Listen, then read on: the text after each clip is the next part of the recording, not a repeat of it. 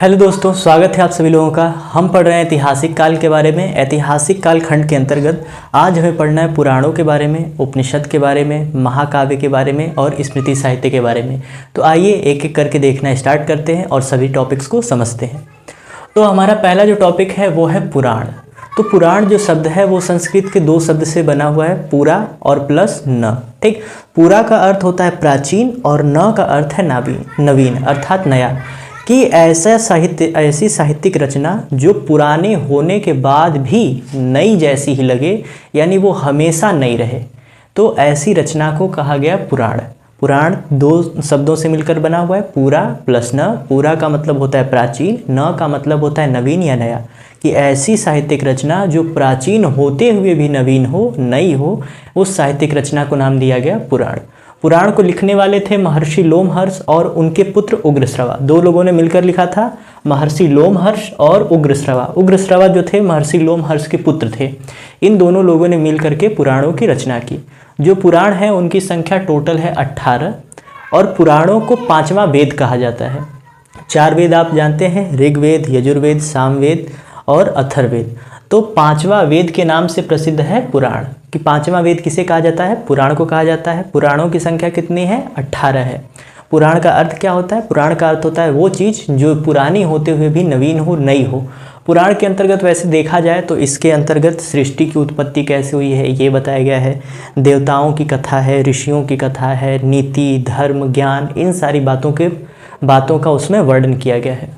अब आते हैं तो इसमें कहा गया स्त्री और क्षुद्रों को पुराण पढ़ने की अनुमति नहीं थी। पहले जब वैदिक काल का समय था, जब इन सारी चीज़ों की रचना की जा रही थी, तो उस समय स्त्री और जो क्षुद्र अर्थात निम्न वर्ग के लोग थे, उन लोगों को पुराण पढ़ने की अनुमति नहीं थी। वो लोग पुराण पढ़ नहीं सकते थे, परंतु पुराण का पाठ हो रहा है तो उसको सुन सकते थे।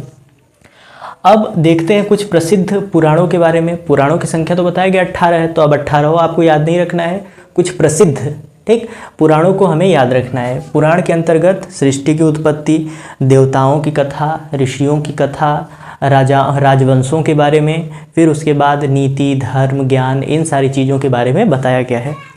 तो प्रसिद्ध है इसमें से विष्णु पुराण, मत्स्य पुराण और वायु पुराण। क्योंकि जो विष्णु पुराण है, विष्णु पुराण ऐसा पुराण है जिसके अंतर्गत हमें मौर्य वंश की जानकारी मिलती है। मौर्य वंश कैसा था, उसके शासन व्यवस्था कैसी थी, इन सब का उल्लेख मिलता है विष्णु पुराण में। उसी तरह सातवाहन वंश के बारे में हमें जानकारी मिलती है मत्स्य पुराण से। और सातवाहन वंश की जानकारी तो मिलती है और साथ ही साथ विष्णु भगवान के 10 अवतारों की जो चर्चा है वो भी हमें मिलता है मत्स्य पुराण में देखने को। विष्णु भगवानों के कुल 10 अवतार हैं और हर अवतार के बारे में जो चर्चा है वो मत्स्य पुराण में की गई है। ठीक, ये विष्णु भगवान का पहला जो अवतार था वो मत्स्य अवतार था और जो सबसे अंतिम अवतार है वो कल्कि अवतार है। सभी लोग जानते हैं कि कल्कि वो ऐसे देव हैं जिनकी पहले से भविष्यवाणी कर दी गई है कि एक समय आएगा जब कलयुग बहुत बढ़ जाएगा, तो उसके विनाश के लिए, उसके अंत के लिए जो विष्णु भगवान है वो एक रूप लेंगे, एक अवतार लेंगे और उस अवतार को नाम दिया गया है कल्कि। अब आगे देखते हैं, फिर तीसरा कहा गया है वायु पुराण। वायु पुराण के अंतर्गत गुप्त वंश की जानकारी मिलती है। ठीक है, तो यहाँ पर 3 बताए गए, विष्णु पुराण, विष्णु पुराण से मिलेगा आपको मौर्य वंश की जानकारी, फिर उसके बाद मत्स्य पुराण से आपको मिलेगा सातवाहन वंश की जानकारी और वायु पुराण से मिलेगा आपको गुप्त वंश की जानकारी। तो आई होप आपको पुराण के बारे में समझ में आ गया होगा। ठीक, अब आगे बढ़ते हैं अगले टॉपिक पर। तो पहला आपने पुराण समझ लिया, दूसरा है उपनिषद। कि उपनिषद क्या होता है?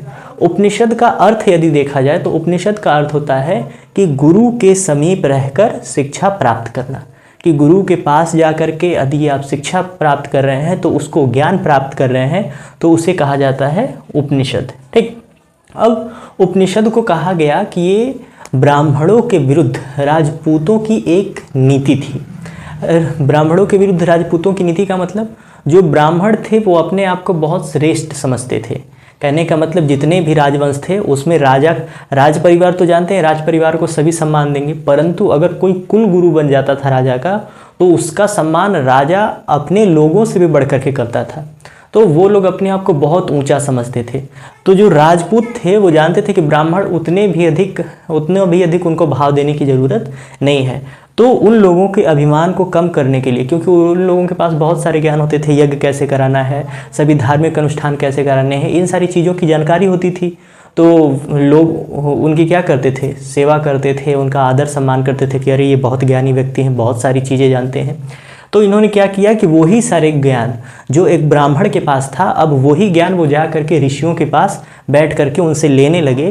तो इस प्रक्रिया को कहा गया उपनिषद, कि उपनिषद का मतलब है गुरु के पास जा करके, गुरु के समीप रह करके ज्ञान प्राप्त करना उपनिषद कहलाया। उपनिषदों की कुल संख्या तो वैसे 108 है, परंतु मान्यता का मतलब है कि जिसको वास्तव में उपनिषद कहा जा सकता है, तो मान्यता प्राप्त करने वाले केवल 13 हैं। कि उपनिषदों की संख्या टोटल 108 है, परंतु मान्यता केवल 13 को प्राप्त है कि ये 13 ही उपनिषद की श्रेणी में आएंगे। अब इसके अंतर्गत भी हमें कुछ प्रमुख उपनिषदों को याद रखना है। जैसे पहला है बृहद नारायण उपनिषद। बृहद नारायण उपनिषद जो है वो सबसे प्राचीनतम उपनिषद है। सबसे प्राचीनतम उपनिषद कौन सा है? बृहद नारायण उपनिषद।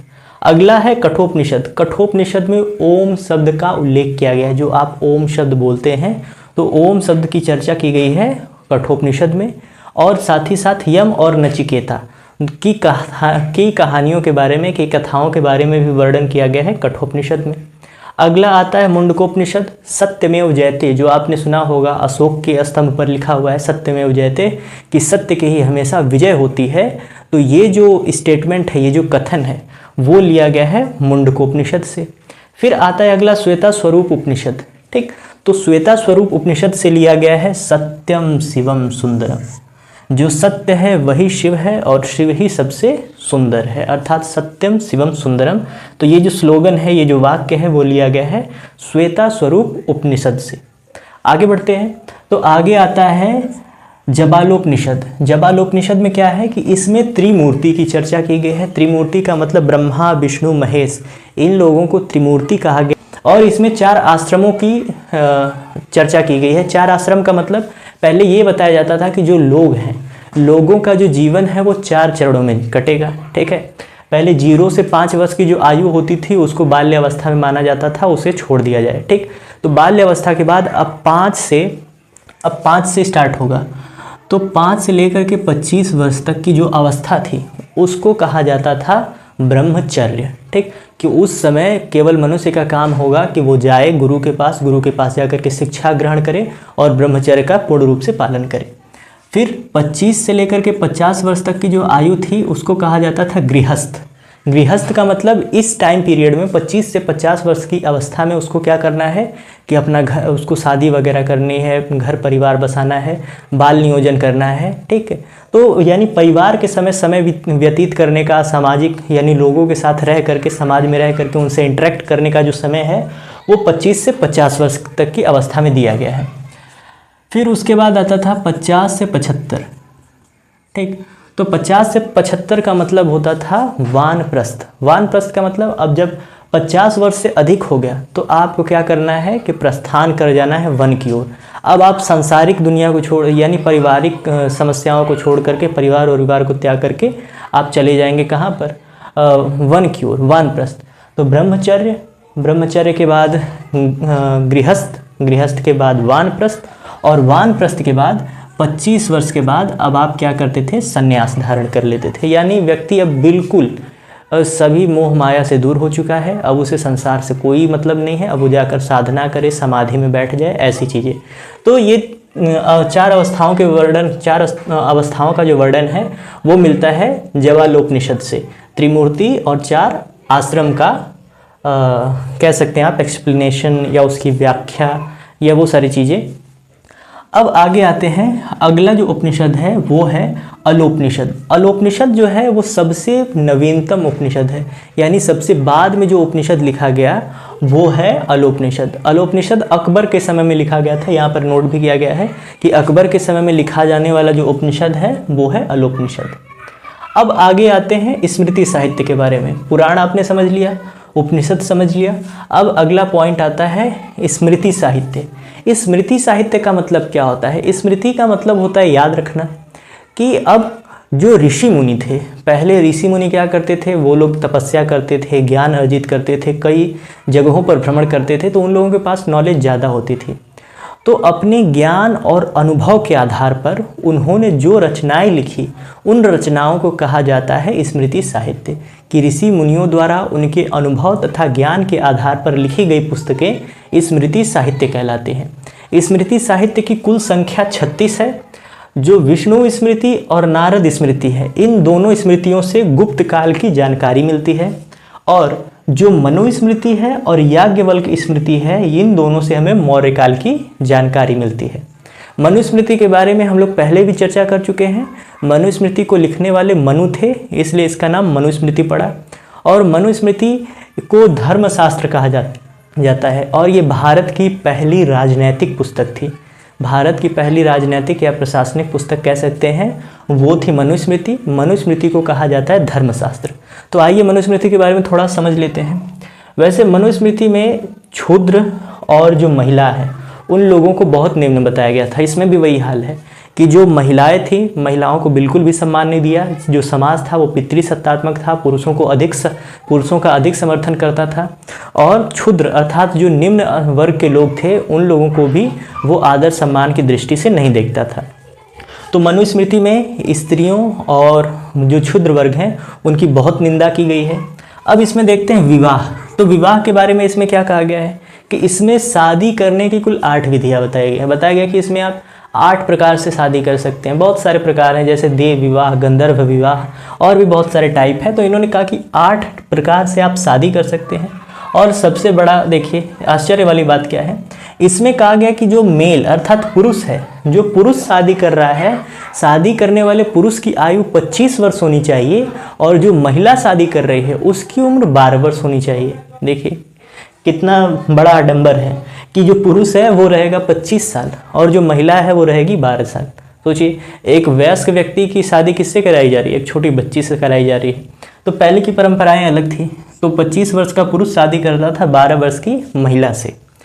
अब अगला दिया गया संस्कार के बारे में। तो आपने बहुत सुना होगा कि इस लड़के के अंदर संस्कार नहीं है, इस लड़की के अंदर संस्कार नहीं है। तो संस्कारों की जो बात है वो भी की गई है मनुस्मृति में।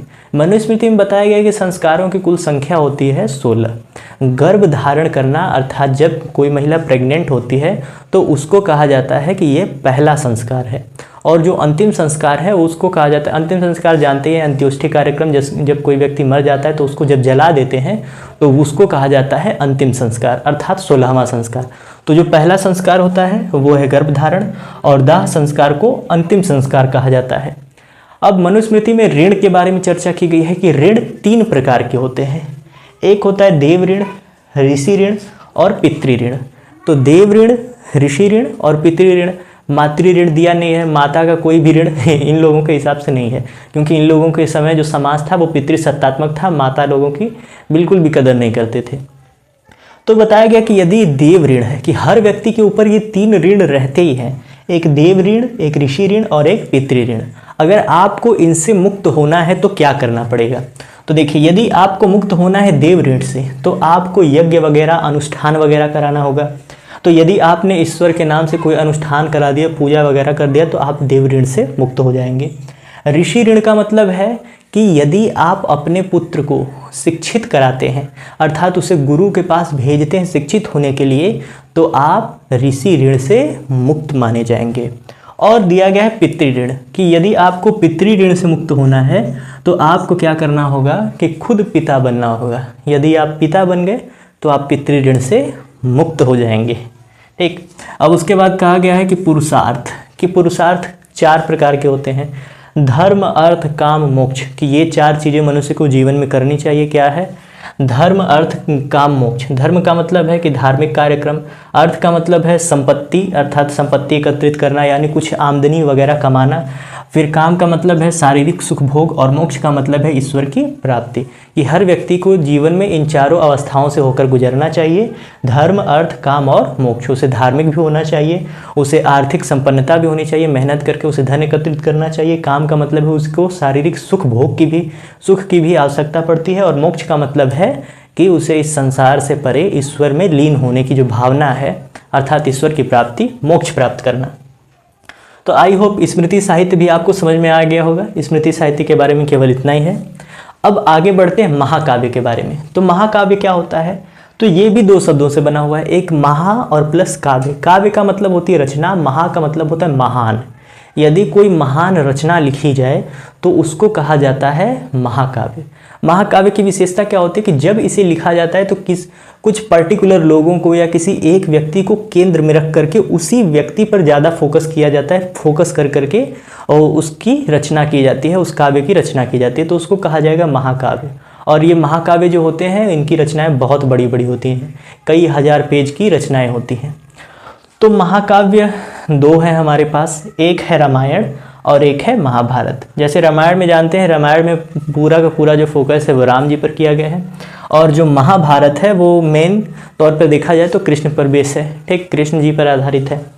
तो अब रामायण की बात करें तो रामायण सभी लोग जानते हैं, इसमें राम जी की चर्चा की गई है। और इसमें अगर श्लोकों की बात करें कि इसके अंदर कितने श्लोक हैं, तो प्रारंभ में रामायण जो पुराना वाला रामायण था उसमें 12,000 श्लोक थे, परंतु अब उसमें संशोधन करके 24,000 श्लोक हो गए हैं, यानी जितना था उतना और बढ़ गया। और जैसे हर पुस्तक होती है, पुस्तक में चैप्टर्स होते हैं, तो रामायण की जो पुस्तक है उसमें भी चैप्टर्स हैं, उन चैप्टर को कहा जाता है कांड, ठीक। और इसमें टोटल 7 कांड होते हैं, ठीक, कि जो रामायण की पुस्तक है वो कई भागों में विभाजित है, हर भाग एक कांड कहलाता है, और कांड की संख्या है 7। सबसे प्रसिद्ध है उसमें सुंदरकांड। सुंदरकांड क्या है, जब हनुमान जी समुद्र को लांघ करके सीता जी से मिलने जाते हैं तो उस समय की जो घटना है उसका जहाँ वर्णन किया गया है उसको कहा गया है सुंदरकांड। उसी तरह 7 कांड है, तो उसमें सबसे प्रसिद्ध कौन सा है, सुंदरकांड। अब आते हैं महाभारत में। तो महाभारत जानते हैं कृष्ण पर बेस है, कृष्ण जी पर आधारित है, उसमें कृष्ण को मुख्य किरदार माना गया है, और साथ ही साथ बहुत सारे योद्धा महारथी है, जैसे अर्जुन, कर्ण, फिर उसके बाद भीष्म पितामह, बहुत से लोग हैं जिनको टारगेट करके अर्थात मेन फोकस पॉइंट बना करके उन लोगों पर रचनाएं लिखी गई हैं। तो जैसे इसमें था कि ये कई भागों में बटा था, तो ये भी कई भागों में बटा हुआ है, कई चैप्टर्स में डिवाइड है, और हर चैप्टर्स को पर्व कहा जाता है। और हर इसमें टोटल चैप्टर्स की संख्या है 18, यानी कोई पूछे महाभारत कितने भागों में बटा हुआ है, तो 18 भागों में बटा हुआ है, और हर एक भाग पर्व कहलाता है, अर्थात उसमें 18 पर्व हैं। श्लोकों की बात की जाए कि इसमें कितने श्लोक हैं, तो इसमें जब स्टार्टिंग में 8800 श्लोक थे, परंतु वर्तमान समय में उसमें 1 लाख श्लोक हो गए हैं। 1 लाख श्लोक कैसे हो गए हैं, क्योंकि जो आप भागवत गीता पढ़ते हैं, भगवत गीता जिसमें श्री कृष्ण ने उपदेश दिया है वो भी रामायण का ही पार्ट है, परंतु उसे अलग एक निकाल करके पढ़ाया जाता है, क्योंकि वो अपने आप में भगवत गीता क्या है, बहुत बड़ी है। तो इसमें बहुत सारे पर्व हैं, और कौन सा पर्व इसमें प्रसिद्ध है, जैसे इसमें कांड थे तो सबसे प्रसिद्ध कांड है सुंदरकांड। तो इसमें बहुत सारे पर्व हैं, उसमें से सबसे प्रसिद्ध पर्व है भीष्म पर्व। भीष्म पर्व का मतलब भीष्म पितामह को मारने के लिए, जानते हैं भीष्म पितामह जो थे वो अर्जुन के पितामह थे, अर्थात दादाजी थे, तो उनको वो मार नहीं पा रहे थे, तो श्री कृष्ण क्या करते हैं, अपना स्वरूप विस्तृत करते हैं, उनको ज्ञान देते हैं, और वहीं पर वो देते हैं गीता का उपदेश। तो ये जो भीष्म पर्व है, भीष्म पर्व में ही श्री कृष्ण ने गीता का उपदेश दिया था, इसलिए यह सभी पर्वों में सबसे प्रसिद्ध है। तो हो गया, आपने समझ लिया भीष्म पर्व के बारे में। तो आज आपने पढ़ लिया, पुराण पढ़ लिया, उपनिषद पढ़ लिया, स्मृति साहित्य पढ़ लिया और महाकाव्य पढ़ लिया। तो आई होप जो जो पढ़ाया गया वो आपको अच्छे समझ में आया होगा। जो पॉइंट ना समझ में आया हो उसे आप कमेंट कर सकते हैं, पूछ सकते हैं, आपके कमेंट का रिप्लाई ज़रूर किया जाएगा। वीडियो अगर अच्छा लगा हो तो उसे अपने दोस्तों के साथ शेयर करें, और ऐसी नई नई चीज़ों को सीखने के लिए, इंटरेस्टिंग चीज़ों को सीखने के लिए हमारे साथ जुड़े रहें। आज के लिए केवल इतना ही, धन्यवाद।